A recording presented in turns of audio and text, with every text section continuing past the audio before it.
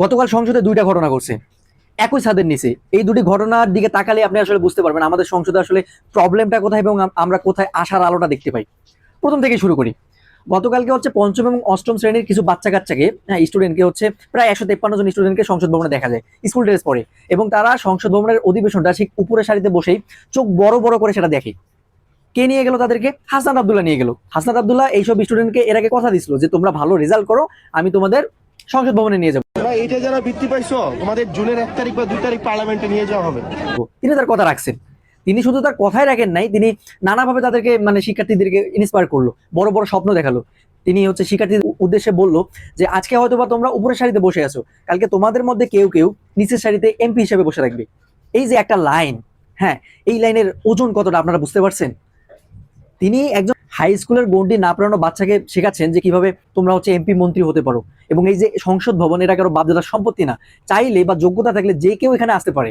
মনোবিজ্ঞানে একটা কথা আছে, সেটা হচ্ছে সেলফ এফিসিয়েন্সি। এর মানে হচ্ছে একটা মানুষ কতটুকু বিশ্বাস করে যে সে পারবে।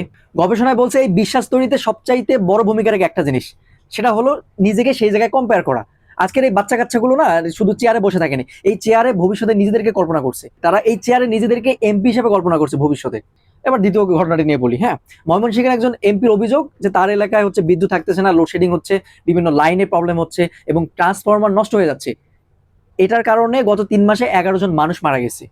এটি শোনার পর আমাদের বিদ্যুৎ মন্ত্রীর একটু প্রতিক্রিয়াটা দেখেন। মানে স্পিকার, উনি বললেন যে বিদ্যুৎ পৃষ্ঠ হয়ে মানুষ মারা গেছে, আবার উনি বললেন যে লোডশেডিং হচ্ছে।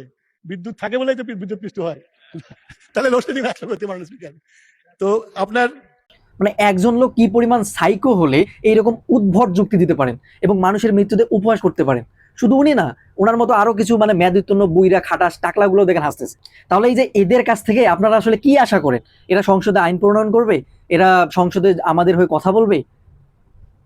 একজন সংসদের জনপ্রতিনিধির, হ্যাঁ, সবচাইতে বড় যেটা কাজ আমি মনে করি সেটা হচ্ছে মানুষের কষ্টটা অনুভব করা। সেটা না করতে পারলে সে কখনোই মানুষের জনপ্রতিনিধি হিসাবে নিজেকে আসলে এস্টাবলিশ করতে পারবে না। তাহলে এখন সবচেয়ে বড় প্রশ্নটা হচ্ছে এই সংসদটা আসলে কার? ভিআইপি এলিটদের জন্য নাকি সাধারণ মানুষের জন্য? একজন হাসনাত যখন স্টুডেন্ট, সাধারণ শিক্ষার্থীকে সংসদের ভেতরে নিয়ে গিয়ে তাদেরকে বোঝান যে এই সংসদটা কারো মানে এই সংসদটা শুধুমাত্র ভিআইপি বা এলিটদের জন্য না, যোগ্যতা থাকলে তোমরাও এখানে আসতে পারো, তখন তিনি সংসদকে তার আসল জায়গায় ফিরিয়ে দিচ্ছেন। এটা যে মানুষের, এটা যে সাধারণ মানুষের, সেটা তিনি প্রমাণ করছেন।